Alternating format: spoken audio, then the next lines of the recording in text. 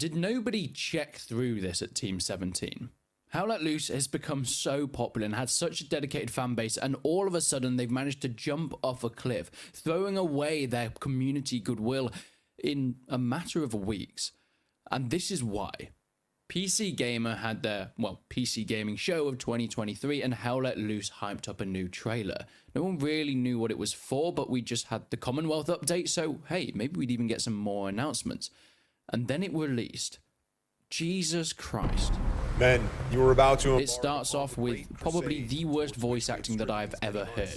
And this is not a small indie game anymore. How Let Loose has been out for years. 2019 was its initial release date, and it has garnered such popularity that they've been bought out by a massive company like Team 17 to not just be publishers but developers now. And this is the quality of voice acting that we're getting. Not just this, but the graphics look terrible. It's all pre-rendered stuff and not even using any gameplay, and that is a theme throughout this whole trailer. Not a single piece of gameplay was used by Team 17, which makes absolutely no sense. But we'll get onto that a little bit later. We then see our guys getting shot down and they jump out of the plane in parachutes. Wait, the game doesn't even have paratroopers. The developers actually said that the game will probably never have paratroopers. Not only that, but the paratroopers within this have red parachutes that historically was mostly used for cargo and ammunition, never people.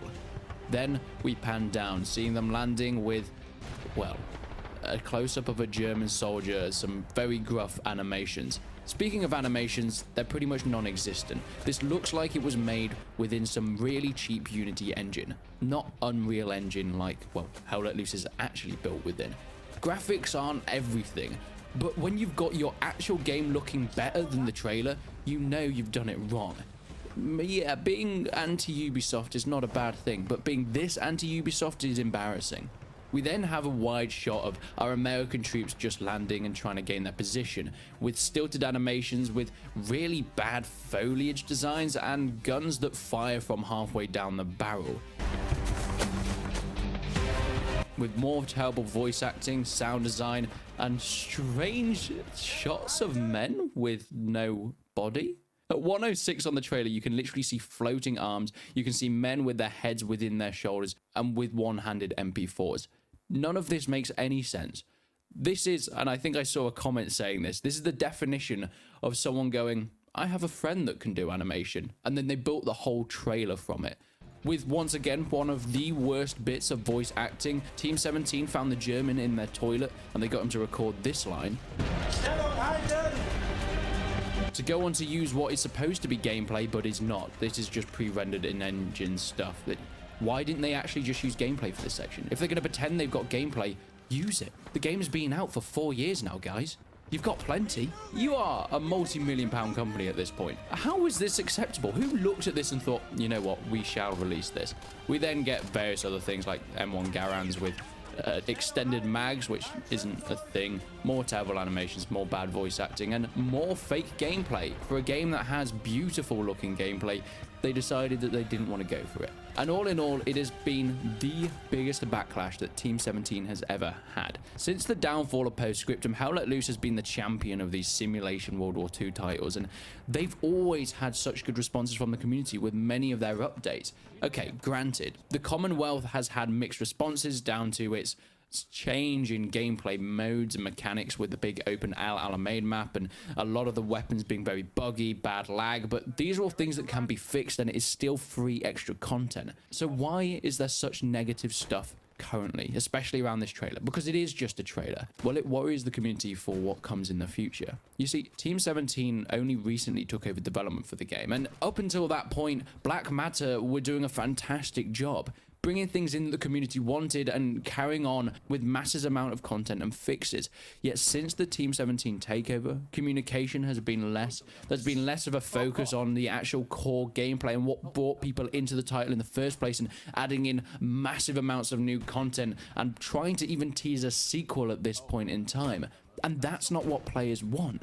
Players want their core game to be expanded upon and improved because that's what they love. Yeah, to some extent, you can add in other things that players don't know they want just yet, but that's all Team 17 are focusing on. They're looking at the big picture rather than the more important parts. And this trailer was so bad that actually overshadowed the whole point of it. Everybody's just talking about Team 17 and its downfall for Hell Let Loose, but they actually released this trailer for the new objective mode in the Devotion of Duty update. A shorter and faster paced game mode with smaller teams of 25 players and a new Breakcourt Manor assault map. And that, well, that is where I think a lot of the issues are coming from, because people are terrified that this is where the game's going. Hell Let Loose's selling point is 50 versus 50 player battles, commanders, tanks, snipers, squadrons, all communicating in massive maps to take over objectives.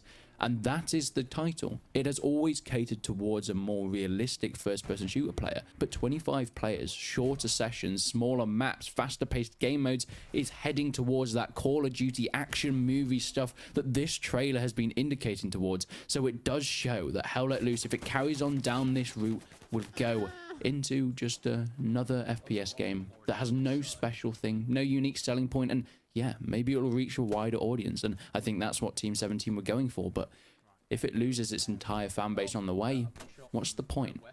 And I think it is such a shame that they had to release this trailer in such a way that they had to do this pre-rendered stuff in engine rather than using actual gameplay of a fantastic and beautiful title that's already been made.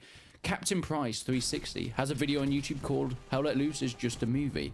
Within that, there's some beautiful shot gameplay and all showing action within the title itself. Nothing's pre-scripted, nothing's been planned. It's just how the game works. Battle of Foy epic Hell Let Loose cinematic, once again from Captain Price, shows the Battle of Foy within Hell Let Loose just recorded in a regular game, and it looks incredibly cinematic. If this was a trailer, I think everybody would be picking up this game because this shows everything. It not only does it show its action-packed, its massive scale and the simulator of World War II, but it also shows that this is the title. This is gameplay. There is no special effects. There is no lies here.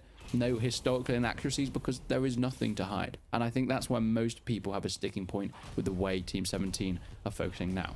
Team 17 did actually respond. A few days later, they said this: "We're sorry, everyone. What we'd hoped would be an exciting and immersive trailer for our next update, Devotion of Duty, has unfortunately fallen short. Hell Let Loose has always aimed to provide an authentic and immersive experience, and the latest updates haven't reflected that as well as they should be."